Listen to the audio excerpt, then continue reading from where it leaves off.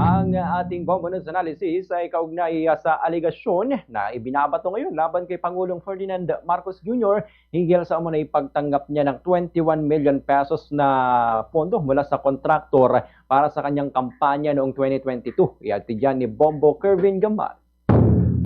Mabigat ang aligasyon na ibinabato laban kay Pangulong Ferdinand Bongbong Marcos Jr. hinggil sa umano'y pagtanggap ng 21 million pesos mula sa Rood Hill Construction and Enterprises para sa kanyang kampanya noong 2022. Hindi ito simpleng usapin ng kontribusyon sa eleksyon.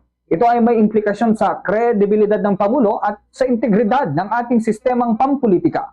Kung totoo man o hindi ang ulat ng Philippine Center for Investigative Journalism o PCIJ, mahalaga na magkaroon ng malinaw, bukas at patas na investigasyon. Ang pahayag ni Palace Press Officer Claire Castro na handa ang Pangulo na sumailalim sa anumang pagsisiyasat ay dapat lamang.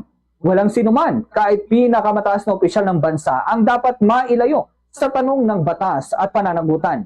Ngunit higit pa sa pagiging bukas sa investigasyon, dapat ding tiyakin ng Malacanang na walang magiging balakid sa pagsasagawa ng masusing pagsisiyasat.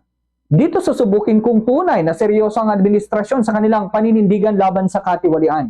Hindi sapat ang mga salita ng tapang at kumpiyansa. Kailangan ng konkretong aksyon at resulta. Sa puntong ito, ang publiko ay may karapatang malaman ang buong katotohanan. Ang aligasyon ay hindi lamang laban sa isang individual kundi laban sa tiwala ng taong bayan sa mismong institusyon ng pamahalaan. Ang malinaw sa proseso ng investigasyon at ang pananagot kung kinakailangan ang magsisilbing sukatan kung hanggang saan ang tunay na diwa ng walang kinikilingan sa bagong Pilipinas. Kung tunay na malinis ang Pangulo, siya mismo ang pinakamalaking makikinabang sa isang bukas at patas na investigasyon.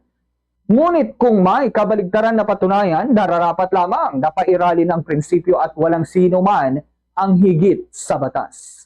Yan ang ating Bombo News Analysis. Ako si Bombo Kervin Gamal, Basta Rancho. Bombo!